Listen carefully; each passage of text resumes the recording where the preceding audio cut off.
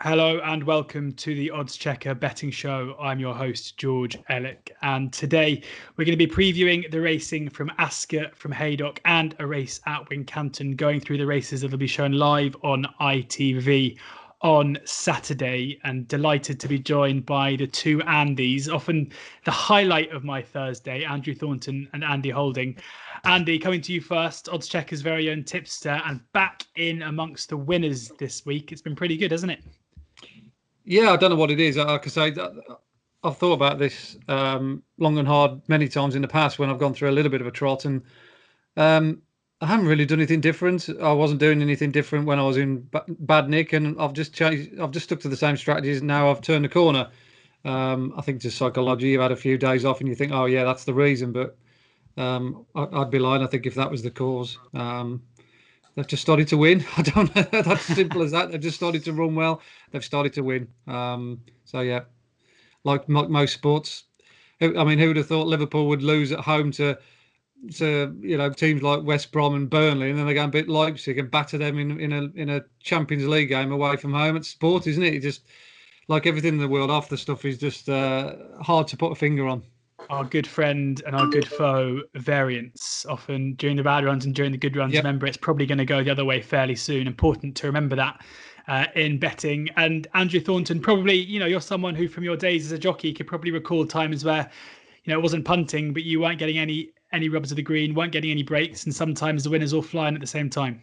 It all goes down to the trainers been in form at the time of year. We think did a thing with Kim Bailey the other night, and we all think his horses have been absolutely flying all the way through the season.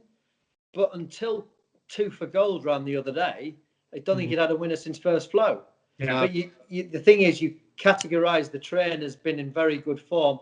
When they have the high-profile winners, you don't really notice so much what's happening during the week.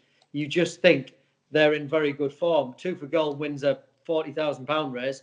You think, God, they are absolutely flying, those horses. But if you'd backed all the ones in between, it'd be the quickest way to the poorhouse. Yeah. And Harry Fry's had a bit of a quiet time. It's, yards go with runs like that. The Tizard yards have had 2 winners. Are they flying now? It's still debatable. Just because they've had 2 winners doesn't mean that everything is running well. So it's the time of year with horses that we all get coughs and colds in the winter months. And some yards get them get them sooner than others, and some get rid of them quicker than others. So the fine weather, the cold snap we've had from the racing point of view, I'd say has been perfect, because that's what kills the bugs. Interesting stuff. We're going to start with the racing at Ascot. So we're going to do 4 races, the 150 through to the 335. Then we'll move on to a couple of races at Haydock, the Rendlesham Hurdle, followed by the Grand National Trial. And then we're just going to have a quick look at the Kingwell as well at Wincanton. But starting with Ascot and starting with the 150, that'll be the first race that is on ITV come Saturday. And early prices, it's 25 past 11. So final decks are just in, and therefore these prices are embryonic. So don't blame us if they've gone by the time you're getting on. But Severano for Oliver Sherwood is the 2-1 favourite. Fullback for Gary Moore, 7-2. Remastered, 5-1. The Machine, 5-1. Hurricane Harvey, 5-1. Kaluki, 9-1. Andy, over to you first. Yeah, just a couple of horses I like here. One of them is the favourite. I think he's a bit shorter than I thought he was going to be. He'd been my number 1 choice, Severiano. He was a bit disappointing last time out at Newbury. If you go back and watch that race, he made a bad mistake at the first. He just took off too soon, landed quite steeply at the other side, and kind of jolted his confidence a little bit. And it took him just a little wee while to warm back into it. I thought he ran a Herculean race to finish as close as he did, considering the ground that he lost against what was a very strong pace and a good field. In that race was De Machine. I thought De Machine was the benchmark horse going into that race, having won in a fast time at Ascot the time before. His Utoxeter race had worked out really well. And I think Severano would have beaten De Machine on that occasion had, like I say, Severano not made that little bit of a mistake at the first. He was good the time before at Exeter, going right-handed when... although they took the fences out down the back straight, he was very strong in the latter stages of that contest. Oliver Sherwood, I think, has tinkered with the idea maybe running this lad at Cheltenham, but I think this race is very much more in keeping with his profile at the moment. I don't think he's quite a Grade 1 horse yet, but he stays well. He does jump well. I wouldn't put that run at Newbury down the other day as a bad jumping round. It was just that one mistake early which set him back. So I've got this race between those two, Severano and Dimachine. Dimachine's a course and distance winner. Kerry Lee's also in good nick. He'll love the mud, and he's had a wind operation since he got beat last time at Newbury. So yeah, those would be my two against the field: Severano and Dimachine. Severano and Dimachine for Andy. Andrew, what are your thoughts? Yeah, it's probably not. I think this is a good grade too. You know that, in the past, the Reynoldstown hasn't been the best preparation for horses going to Cheltenham, and if you notice this year, this just stands on its own. They're a grade below top level, but I've always been a fan of Severano. I think the ground was probably a little bit, he made that bad mistake at Newbury, like Andy said, and he took a long time to get the old confidence back. It's a horse I've always liked, even in his novice hurdle days. He didn't win in his first season novice hurdling, and it probably stood him in good stead because he then went the next season and won a couple of races. He's always looked an out-and-out chaser. He's £8 better off with Dimachine for those 3 lengths, and that was after what happened at the first fence. And I think it's a great opportunity. Oliver hasn't had too many runners in the last fortnight, just the 4. So it hasn't had a winner, and that's the thing what we were alluding to earlier on about yards. You can't be out of form if you don't run them. That's probably the best way of looking at it. I mean, it's a pretty small. I mean, it's not the biggest operation anyway, is it? I mean, it's more quality than quantity for Ollie. Yeah, I think obviously not as big as he was in the large action days and going back at that time. Yeah, and it's the time of year. Look how much racing have we had in the last fortnight. I think that's where you put your button on 4 runners. Well, yeah, there's only probably been about 4 meetings, so I think you can possibly read too much of it. I think that fullback is very interesting. I think the yards had a real purple patch, probably from when the jumpers bumpers started, and it's continued. I think Josh's confidence sky high, the 4-timer down at Lingfield there.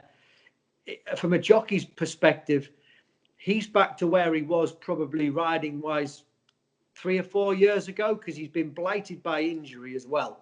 He's got a lot of confidence, and I was quite impressed with that run last time out at Exeter, the way he went through the race, travelled through the race, and I'm going to have him to maybe get the better of Severano. Yes, Severano did make that mistake and warm back into it, but you still have at the back of your mind that it's not the easiest start in the world at Ascot, and you have to, if you make 1 or 2 mistakes going down the hill first time, it could knock his confidence, and you wouldn't want that to happen. So I think fullback is very progressive, and he's going to be my angle. Interesting there. Fullback is the one for Andrew, Severano and Dimachine for Andy. So a few options there. I'll leave it up to you guys who you think made the best case. I would like to say myself, we like to stay friends on the oddschecker betting show. On then to the 225, the Swindley Chase, and Jerry's back and Not a Chance are the 11-2 joint favourites. Cobolobo is 7-1. Regal Encore 15-2. Captain Chaos for the Skeltons 8-1. Yaltari 17-2. Cap Course and Musical Slave both 9-1. New Tide and Hill 16 both 10-1. 16-1 and for both Cloudy Glen and Sub Lieutenant. Andy, come over to you for this one here. Yeah, a lot depends whether Not a Chance takes its chance at time of recording. He's also engaged in the Haydock race, the 240. So we don't know that information yet. A lot depend on the ground, I presume, close to the time. But presumably he lines up here, then obviously he's got a great chance. One of his last 2, really good at Warwick, stays well.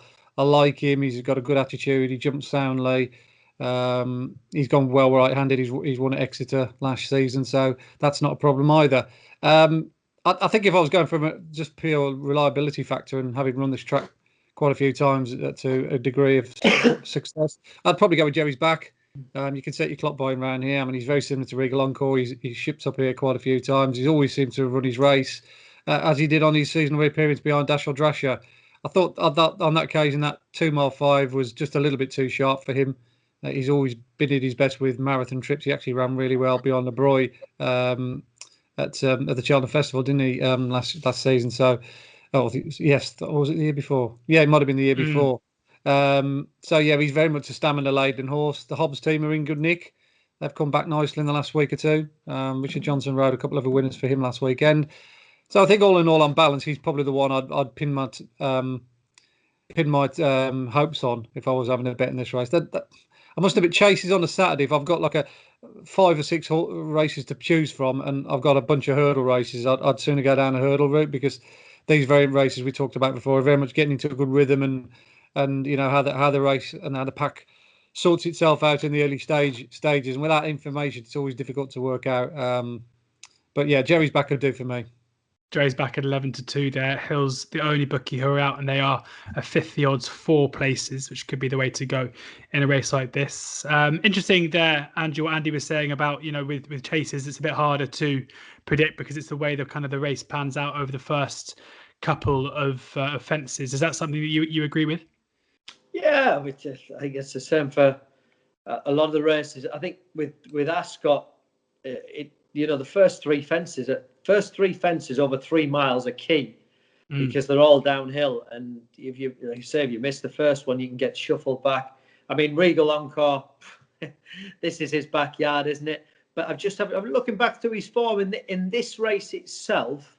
I think he won it back in 2018, but in the last couple of occasions, he's finished third in this race off this kind of mark in a slightly smaller field. So whether it's just quite his time of year, usually by this time he's already won a 3 mile race around here, so he's gone back up the weights. So it's not quite as easy for him. I'm sure he'll run well, but I just don't think he'd be quite good enough to maybe win. I like the look of Yaltari for Venetia.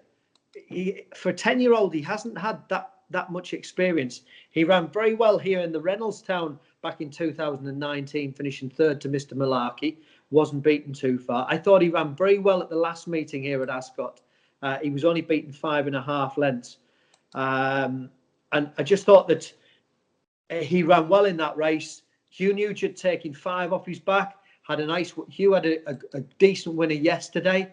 I thought it wouldn't do the horse's chances any harm. He's still relatively lightly raced, and for a 10-year-old, I still think he can improve, and this is the kind of race that he might excel at. For Not a Chance, it's very difficult backing up. I wouldn't surprise me if he headed to Haydock over an extended trip, but it's hard to back up after winning a classic chase. And horses running over those extended distances, it takes a lot out of them, and it takes some time to recover. And Warwick was his Gold Cup, and he's obviously a few pounds higher this time around.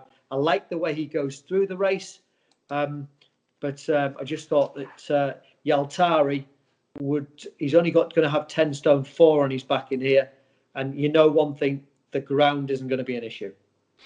Yeah, absolutely. Yaltari 17-2 with William Hill for Venetia Williams. Hugh Nugent, the conditional, takes the ride there in the 2:25. On then to the 3 o'clock, and we'll stick with you, Andrew.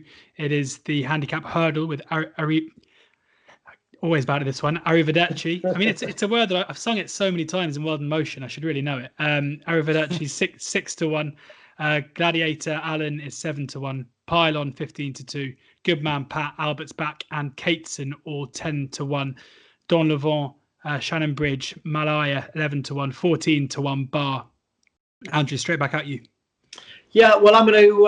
I think. Well, a lot of them take each other on again, don't they? You've got Arrivederci, you've got Cateson, Don Levant. They finished 2nd, 3rd, and 4th back here on the 23rd of January behind Craig Nish of Nicky Henderson's, which was a very easy winner.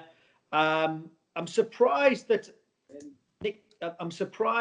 with Gladiator been quite a short in the market. Gladiator Alain for Jane Williams, in the fact that this horse ran on the same day as the big handicap over that little bit further, and the time was significantly slower. It's going to be a big ask in a big handicap.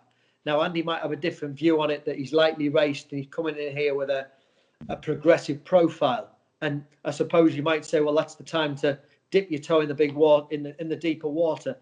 But you're against some real seasoned types. It's maybe not a top class race, but there's some seasoned types in it. I thought Cateson was interesting, finishing third in that race. Again, another horse that's bred to love. The ground conditions couldn't be soft enough, basically, for Cateson. And from an each way perspective, going in here, has a decent profile.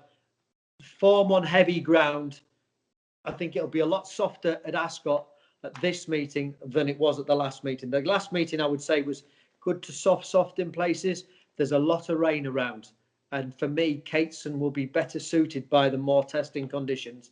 And that's the way I'd be looking, and hasn't moved an awful lot in the weights. It's got a nice weight to carry. Thought interesting, Mick East to be running Albert's back. I was on with yesterday. Yeah, I was on. You were, well, not for very long. Brian Hughes was on for less time than you were. I know. He shook himself down and got up, but obviously the horse has come out none the worse for that. But it'd be hard to go and back a horse after taking a fall like that horse did yesterday. But as Andy said, I'd be interested to what he thinks about Gladiator Alain. Been a 5-year-old and only having 3 runs over hurdles and pitched in this handicap. But Cateson is my each way angle. Cateson 10-1 for Andrew, but let's go straight to Andy and he can answer your question, Andy. Gladiator Alain. Yeah, he's a horse that a lot of punters are going to be drawn to. 5-year-old, lightly raced in these kind of handicaps. They tend to go for the sexy ones or the ones that maybe have more to come. But the day that he did win here at Ascot, as Andy's already alluded to, against the comparisons with Craig Niche, he was a good bit slower. Not only in the overall time, his overall time wasn't particularly good, but the sectional times from winning line to winning line were 6 seconds slower than the handicap. You'd half expect a differential, but that's a big differential to Bridge. 30 lengths we're looking at. So with his inexperience in this kind of race, ringing at the back of my mind, I'd probably look towards those ones that ran in that handicap a couple of hours early on the card. And Arrivederci probably is the one I'd go for obvious reasons. Really, he's run around the track twice already. He found the 2 miles of the Betfair Hurdle a little bit too sharp for him previously, but he was much better over 2.5 miles next time when he beat Cateson and Don Levant, of course, rear pose. All of them couldn't lay a candle on the winner, but I thought he kept on quite well. Arrivederci, having watched the video back this morning, no real reason why he wouldn't uphold the form. Obviously, ground slightly different, soft, heavy on Saturday, we're presuming. So that could make a bit of a difference. But generally speaking, John Joe's horses are going through a really good patch at the moment. He's got a big weekend, of course, with Soaring Glory in the big race on Sunday at Newbury, which we'll get on to. But hopefully, Arrivederci will give them a good boost going into that race the following day. 6-1 there. So for Andrew, it's Cateson. For Andy, it's Arrivederci. It's 1-1. On then to the 3:35 at Ascot, the last race we're going to be covering at Ascot, and Cyrname is 5-6 favourite in this 5-runner affair. Master Tommytucker is 130, and Dashel Drasher 15-2. Bennys King 9-1. Riders on the Storm 18-1. And interesting to note here, some disagreements with William Hill. I mean, as I say, these are early prices, so quite often we'll see discrepancies. And Dashel Drasher 15-2 with Hills, 11-2 with Betfair Sportsbook. Master Tommytucker 130 with Sportsbook, 9-4 with Hills. So a bit of disagreement. Who, I guess, are the likeliest to take on Cyrname here, Andy? Do we want to take on Cyrname? And if we do, who have we got running for us? Yeah, I think someone like me would always be looking to take on Cyrname. When you've got a horse who comes here off the back of a poor run, there's always got to be an angle in or an approach to suggest he could be vulnerable.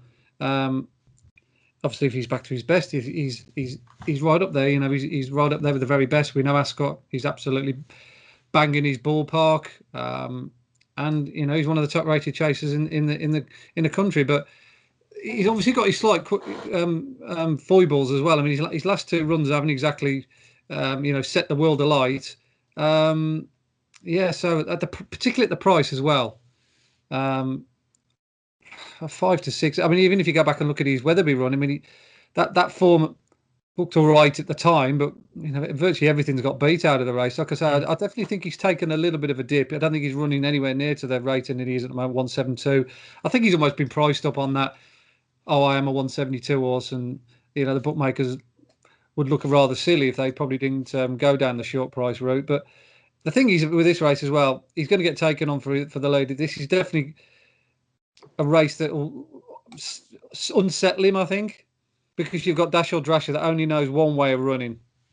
He's a mass front runner, likes to stoke the cold from a long way out, will try and obviously upset the rhythm of Cyrname. That's, of course, if they decide to ride Cyrname from the front, they might well tuck him in and decide to like a lead, because Master Tommytucker as well, interestingly from the same stable, is in this race. It'd be lovely to know what the tactics might be. I remember going back to watch Political Oaks race, using him as an example in the Clarence House, when everyone thought that Duc de Genèvre was going to make the run-in for Pilitalogue, and perhaps that could be a little bit of a joust for the lead there. But of course, Duc de Genèvre dropped out right out the back door. So you never really know what the tactics are going to be unless you're privy to the stable chit-chat. But if you're the owner of Master Tommytucker and he's a front runner, that you want to be playing to your own strengths regardless of team tactics, and you've got another horse in the same yard running in the race. So I think Master Tommytucker will go up in front, along with Dashel Drasher, and like I say, it could just upset the rhythm of Cyrname. The one I'm going to put up here is Bennys King. I think he's the one maybe to pick up the pieces here, based on the fact that he is going to be ridden quite chilly. Dan and Harry Skelton will have a plan here. They won't be too far off the speed, because he usually races within 4 or 5 lengths of the leader, but he ran really well beyond Dashel Drasher, trying to give him weight here last time out. This is a smaller field. And yeah, I think he's overpriced, Bennys King. He absolutely loves Ascot. He doesn't mind the ground. The yard's absolutely buzzing. I think he's underestimated. So, yeah, I'd want to be against Cyrname. I think there could be a bit of a pace collapse, and Bennys King hopefully will pick him off.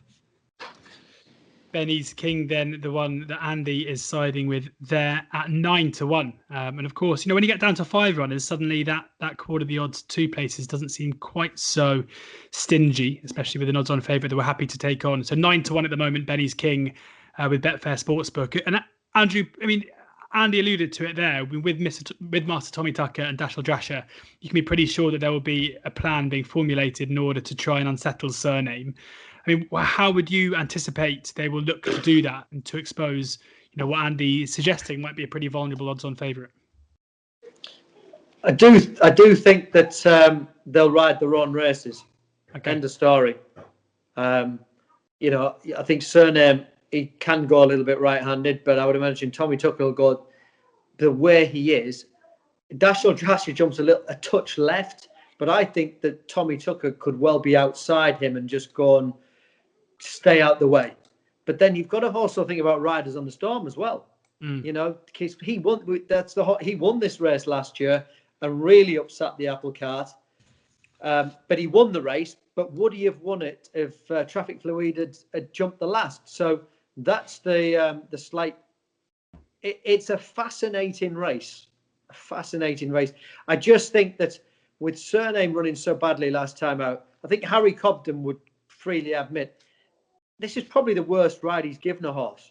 In the King George itself, he was stuck in the middle of the pack. The horse has never been stuck in the middle in his life, and he gave it a perfect ride round Wetherby. Daylight, loads of room, patient. He rode it very patiently, but handy. I just think he's going to give the horse a clean ride round.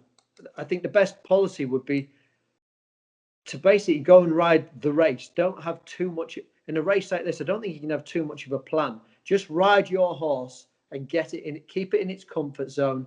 There is only 5 runners, and just pop out nice and handy and sit where you're comfortable. And I think that's where it all went wrong in the King George. The horse wasn't popped out, and it didn't work out for Clanders Oboe because he was stuck behind him. So Cyrname's the best horse in the race. I'm going to give him another opportunity. Would you? He'll probably be even money, wouldn't he, on the day? Andy, it wouldn't surprise you. This is a horse. I'd be happy to lay him at even money. Yeah, I mean, bookmakers, if they've got him in slightly odds on now, I'd be still willing to lay him at even money, because I've got 4 horses running for me here. And don't forget, he was disappointing in this race last year. I think he was 4-11 in this race last year. He was. and he was absolutely out on his feet. I actually don't think he's really recovered from that race against Altior. Well, even after watching him at Wetherby, the way he went through that race, and you watched done so well. Because I mean that was. I mean, he beat a fair handicappers that day. In all fairness, I mean, you look what he beat. I mean, it wasn't a great race. And as I say, the Lambers cheek pieces have gone on. It's just, I think this is manna from heaven from a lay's perspective. If you're a bookmaker here, you're thinking, I want to be taking this on. But I believe that he pulled up in the King George is a bonus, as in the fact he didn't have a hard race. For me, the race just didn't work out for him, and he was given a poor ride on that occasion. And Harry will freely admit that it wasn't his finest hour. I'm gonna be with him. I'm gonna be with him because he's taking on handicappers, as in Bennys King. I just think that I'd put a line through the last run and look at his Wetherby run. One of Andrew or Andy will have bragging rights come 20 to 4 on Saturday afternoon. Whether or not, I mean, Andrew, the only thing I'm going to ask you is, surely there's a bad ride and there's being pulled up. I mean, I can understand if he was given a poor ride and then an easy time out the back, but that was, as Andy's saying, it's hard to kind of make a case for Cyrname still operating at the level that we've come to in the last kind of 18 months or so. I just thought he was given the horse was in the middle. He's an 18-hand horse. He was in the middle of the pack, and he wasn't given an opportunity to jump to see his fences. I just think it wasn't his finest hour, and I'll forgive. I'd rather see a horse pulled up than. Whereas the year before he had a hard race in the King George and finished second. Yeah, and as I would say, really got to the bottom of him. And the fact that it didn't work out and he was pulled up with 3 to jump, it makes a big difference from a horse coming back from that run. Interesting stuff there. Cyrname, the one still to side with for Andrew. Interesting to see what price he is on the day. We're going to move over to Haydock now, and we're going to be doing 2 races here, the 205 and the 240, starting with the Rendlesham Hurdle. And we'll get an idea of the form of Dashel Drasher by the time he races in that 335, because Itchy Feet heads the market here, who finished second behind Dashel Drasher. Itchy Feet 5 to 2 here. On the blind side, 3 to 1. Emitom 9 to 2. Main Fact 6 to 1. Lisnagar Oscar 8 to 1. 14 to 1 bar. So 8 runners at the moment. Nice little shape to it as it stands, Andy. Who's the one you're siding with? Well, Itchy Feet's a tricky one to work out, isn't he? Obviously, he's been chasing. We all know that. To a fair degree of success. He hasn't won his last 3 starts, but perfectly respectable runs. He's unproven over the trip. I think that's the problem. 3 miles back over hurdles. And he's favourite, so almost favourite on by default a little bit. Emma Tom's definitely clumsy over his hurdles. Don't think he respects them very much, but he's very capable. He's won here before. He's had a wind up since. We're going down the route of one Greg Chiswick's other very good 3 miler, aren't we? Who had a wind up and then went on to win the Stays Earl. I know he's always thought the world of that Emma Tom. Liz Nagar Oscar, he's had a wind operations since we last saw him. World hurdle winner. And he's won at the track as well. So there's a lot of horses that have got to prove themselves that their recent stint in the surgery on the surgery table has worked. The one that is literally clean winded here and comes here basically with nothing wrong with him. His third wind. He's got a bit to find on the official figures, but I think he's a better horse than 146. I don't know. Ascot didn't really go his way the other day. Ascot when he ran in the big Grade 1. He was certainly worth a shot in that because his run here at Haydock the time before behind Main Fact was very good. The pair of them were pulled well clear in a viciously run handicap. But there's some good horses in that day. It was almost like a listed Grade 3 anyway. I've had horses that have won out of it since, Highland Hunter and Imperial Alcazar. So I've got no real reason to suggest that's not quality form. And I've got a sneaky feeling here a lot of these aren't really performing to a very, very high standard at the moment through one thing or another. Certainly respect on the blind side, who's gone through the season really well. Very game horse, tough, massively tough last time out at Market Razor when he had horses join him, and he's run really well either side before that. So a real nasty race to work out. Pros and cons for a lot of them, but at the prices, that run of third wins here over the course and distance 2 runs ago when he had the ground in his favour, and he'll have it again, makes him or gives him a better chance than his Was it 14-1 quotes you were giving me 14-1 there? paddies, yeah. Oh, that's just with the dead 8 runners. That's just a mythical price. Mythical price there. He'll do for me. Yeah, third wind each way. Third wind for Andy, 14-1. That's with Paddy Power. Hills go 11. So I agree with you that 14 is a bit too big. We'll see what price he is when all the other firms come out later this afternoon. Andrew? I think it's interesting, isn't it? There's so many horses coming back that didn't work out over fences for them. Itchy Feet, Emma Tom on the blind side. On the blind side. I remember, Andy will remember back when On the Blind Side first went chasing, and we had Mike Spence on the pod, and he thought that On the Blind Side was an absolute superstar, and never came to pass. But it's amazing though that I thought his last win at Market Raisin, Nicky Henderson ran him after a week. That is just not Nicky Henderson's style, and that just shows how he treats them as individuals. And he was very tough against Lil Rockefeller, who was equally as tough, and neither lost anything in defeat. I just worry the ground's going to be worse at Haydock than it was at Market Raisin. And I think it's very interesting that Gavin Sheehan has picked Emma Tom over Itchy Feet, because bearing in mind, the colours Itchy Feet, he's gone over Itchy Feet here, and I think it's more probably as much for the fact that that Emma Tom he has got obviously 11-8, and he's got the penalty the same as Liz Nagar Oscar, but that the horse will love heavy ground, and he's won this race before. We finished behind Liz Nagar Oscar in a muddling race at Cheltenham last year where there wasn't a gallop on, and he's had the wind up.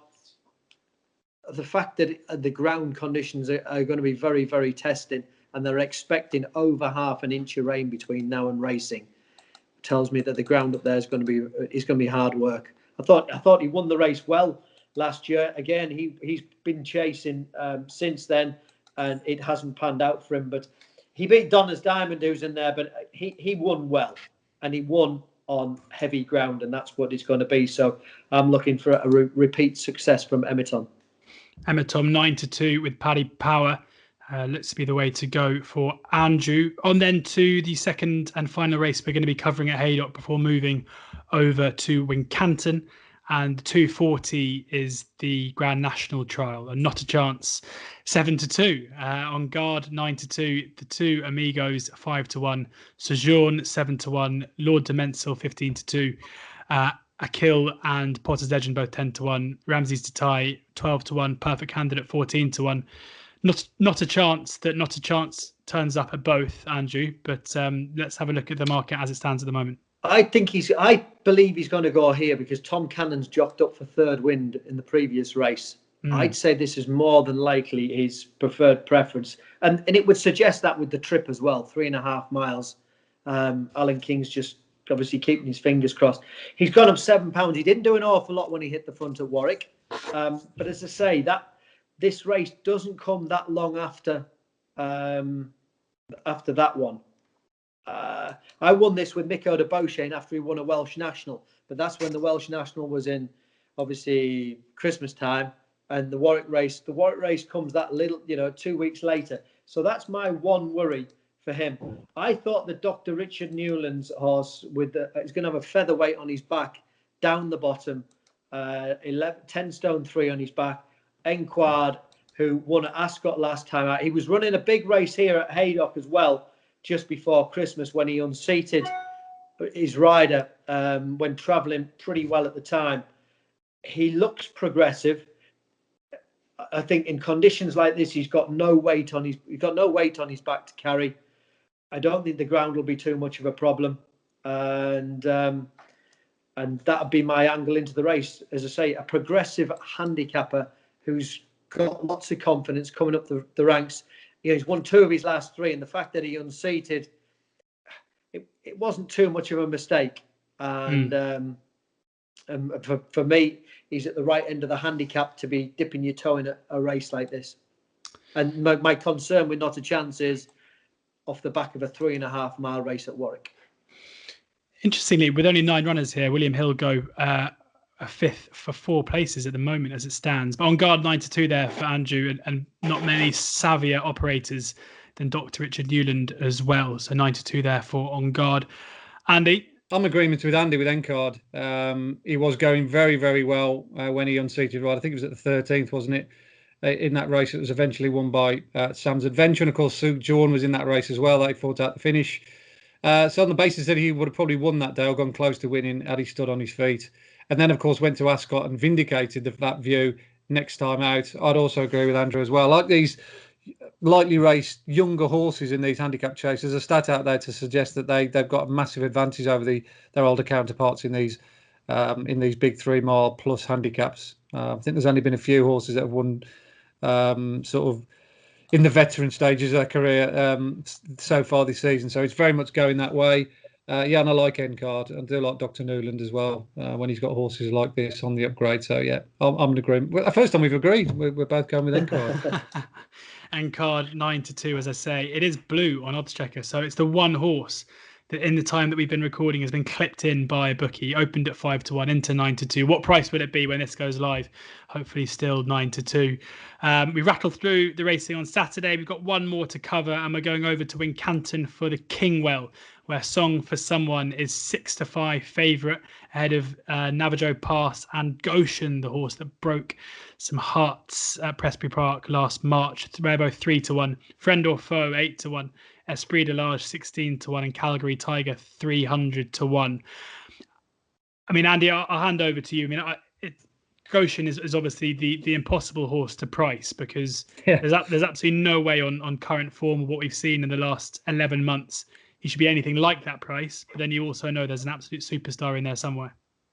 Yeah, the alarm bells are ringing for me with Goshen in the middle of the flat season when he was odds on to win a couple of handicaps off his old mark, and he had soft ground the one day, and he ran deplorably. And thought, how can a horse that was going to win the Triumph Hurdle by 20 lengths not be kicking this lot out of touch?